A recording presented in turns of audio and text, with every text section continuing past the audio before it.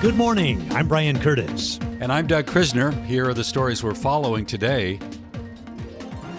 These days, markets have really become increasingly fixated on the sale of U.S. Treasuries. We know that more government borrowing means greater supply for the market to digest. And when it comes to the period in which we find ourselves now, with the Fed no longer purchasing Treasuries, there's a lot to become anxious about when you're dealing with more supply. But maybe a sigh of relief today after an auction of 10-year Treasuries saw fairly strong demand. At the longer end of the curve, we had the 2-year losing about 4 basis points to 441. And as I mentioned earlier, that's where we are now in the Tokyo session. And then when you look at the equity market, quite the rally. The S&P now at the highest level since August with a gain of around 0.7%. The Dow picks up 0.6% on the day. NASDAQ comp higher by a little bit more than 1.1%. Brian. All right. Thanks very much, Doug. Now it's time for global news. Israeli forces are engaged in heavy fighting with Hamas in the northern Gaza at the same time that a hostage release is trying to be negotiated. Ed Baxter has that story and more from the 960 newsroom in San Francisco. Ed? Yeah, right, you are, Brian. Israel is saying the negotiations very close to finding a way. U.S. says it is confident a release can happen soon. Israeli government spokesman Ilan Lavelle confirms there is progress. Israeli society is, of course, sick with worry for the fate of our 240 hostages, including 30 children. I really do mean sick with worry. People aren't sleeping properly. We're doing everything we can to bring them home. Yeah, one of the things that is apparently holding up the hostage release is how to safely get them out. NSC spokesman John Kirby says more humanitarian pauses are needed. If you're going to secure the release of hostages, and we certainly hope we're going to be able to do that soon, you got to make sure they can get from where they are to safety and do that as safely as possible, which means you're going to have at least a temporary localized stop in the fighting. Yeah, that's something Israel's been hesitant to do. Kirby says the Red Cross has not even been given access to the hostages.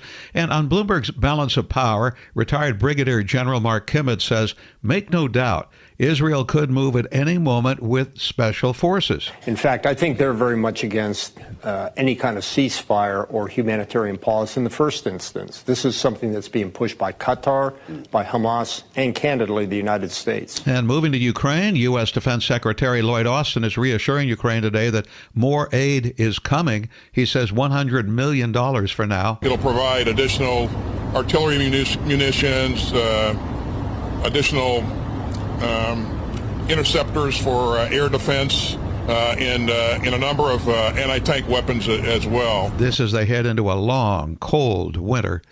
Prime Minister Fumio Kishida, Japan, calling on North Korea to halt its plans to launch a satellite after Japan received a notice on fields where debris from a rocket may fall at sea. Kishida told reporters that a launch would be in violation of the UN Security Council resolutions. His government would work with the U.S. and South Korea to deal with the matter. Hearing today, unlimited gag order case for Donald Trump and his election interference. Judge Patricia Millett pressing Trump attorney John Sauer, asking how to regulate Trump outside of opening and breaking the law. It seems incumbent upon you to be able to explain to me what a court could do to protect the integrity of criminal proceedings that isn't already covered by a don't violate the law. Meanwhile, the latest presidential polling come from NBC shows President Biden at his lowest approval rating yet, 40%. Now, that puts Donald Trump ahead within the margin of error. Bloomberg's Ginny Scianceno says this needs to be a warning shot across the Biden bow, not to be ignored. Believe the numbers. Do not hide from them. Tough love is an important thing, and these are not good numbers, and the White House knows that. And they do have time, but they cannot ignore young people. Why have Democrats done well in these specials?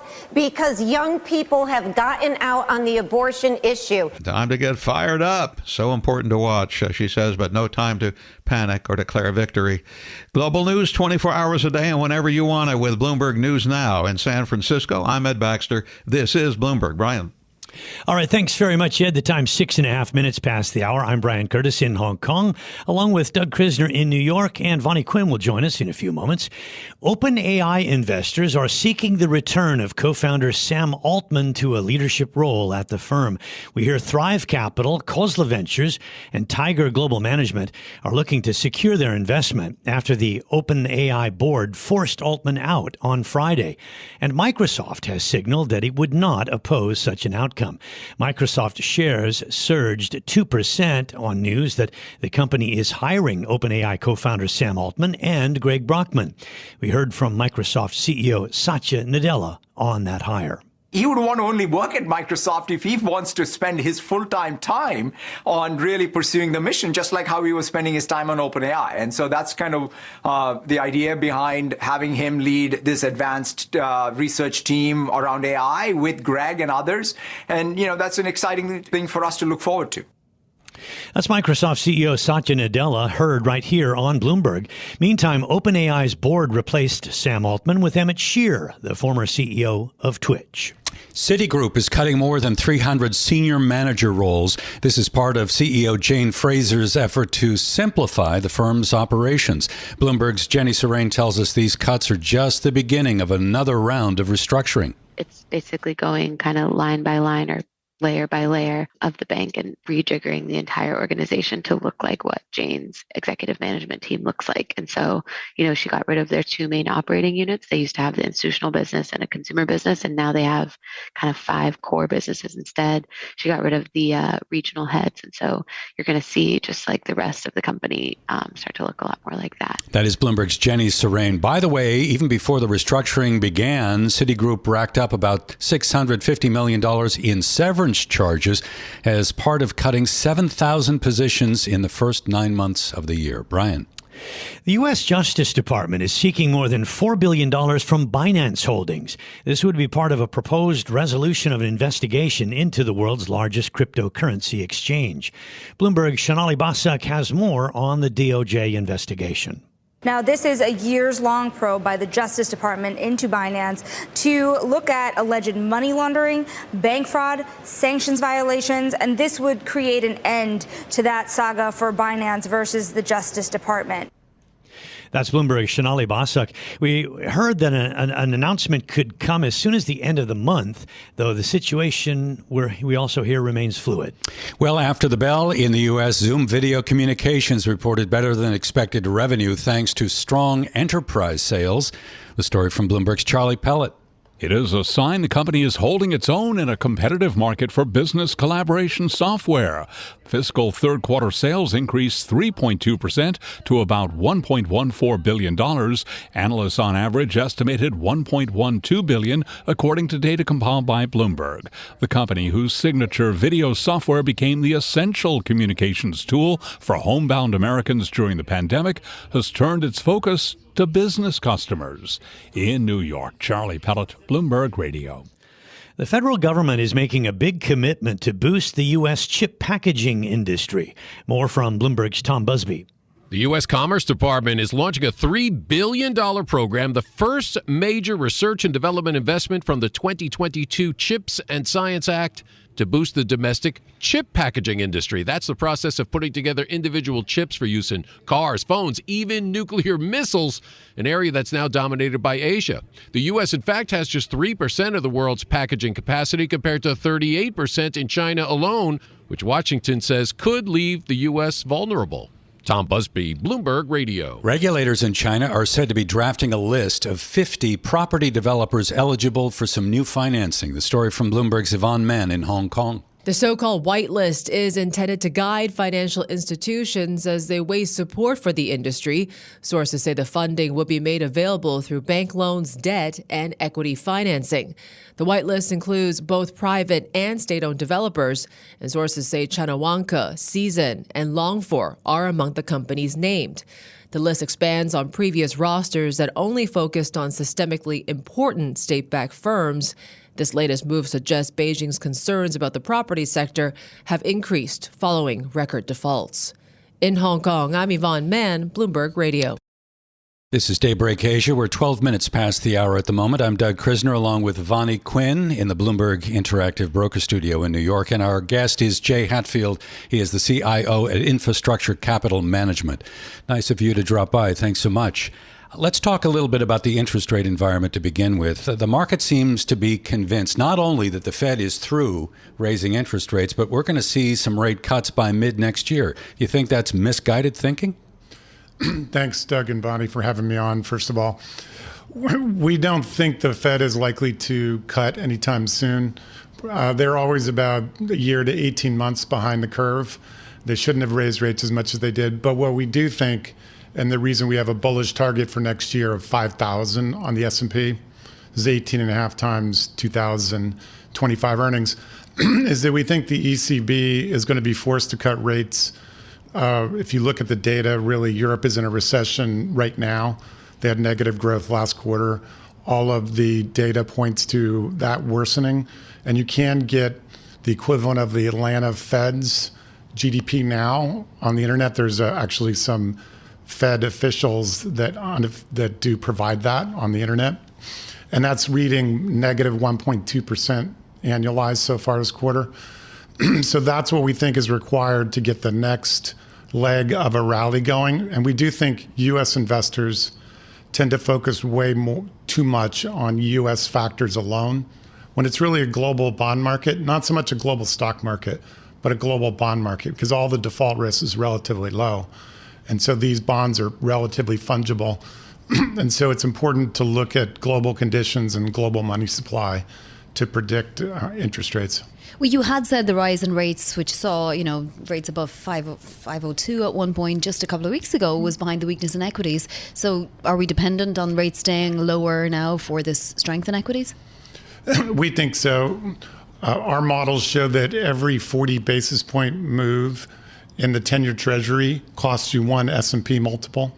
And that's a pretty standard model. And so really right now, we had a 4,500 target on the S&P, but that assumed lower rates. So the market is arguably overvalued now. I think there's a lot of AI enthusiasm. We'll see how NVIDIA does tomorrow. But there's a strong argument that we're overvalued here. So to get to 5,000 next year, we think we need to get well below 4% to support that kind of multiple. So if you're talking about recession in Europe, and I'm looking at U.S. multinationals that are exposed to the European market, wouldn't those companies take a hit necessarily to their top line if Europe goes into a recession?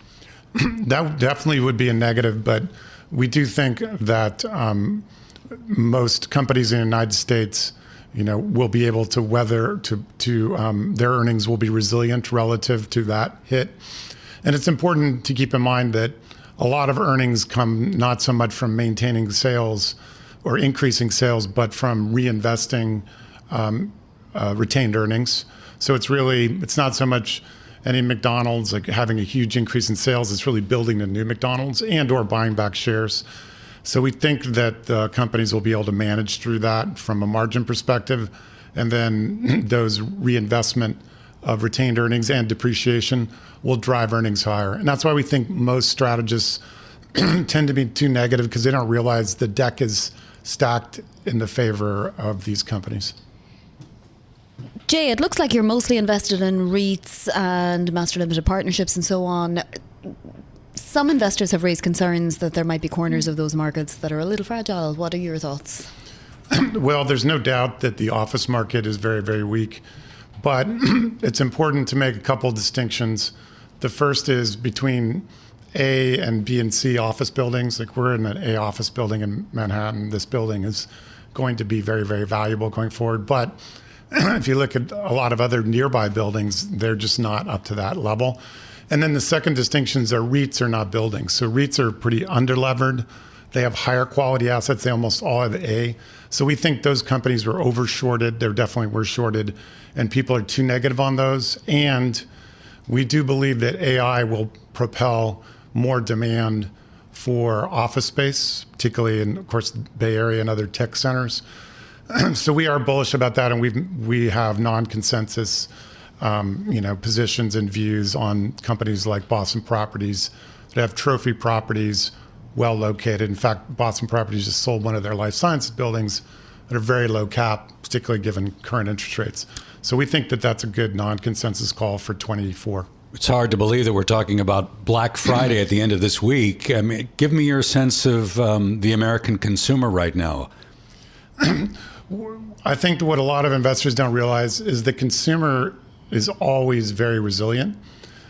Everybody says, oh, it's 2/3 of spending, so that's all that drives the economy. But what really happens, and what's the volatile component is investment. So every recession except one of the last 9 recessions was caused by a significant drop in housing, which causes layoffs and then causes consumers to cut back. So the consumer is normally resilient, and we think that people, they like to talk about student loans because there's a political element, but they don't care about gasoline. Gasoline has plummeted, partly because oil prices are lower, but you can look it up on the terminal, CRCK, the margins are very low.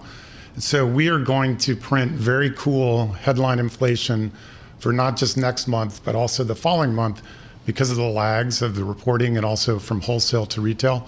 So we think it's positive for retail sales that gasoline is down.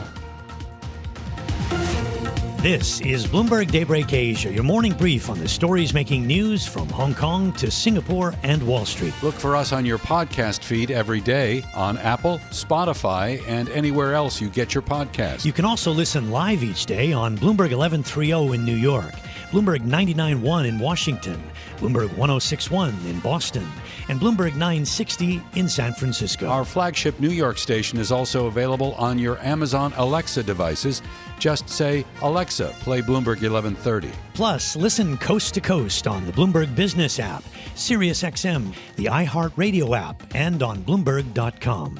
I'm Brian Curtis. And I'm Doug Krisner. Join us again tomorrow for all the news you need to start your day right here on Bloomberg Daybreak Asia.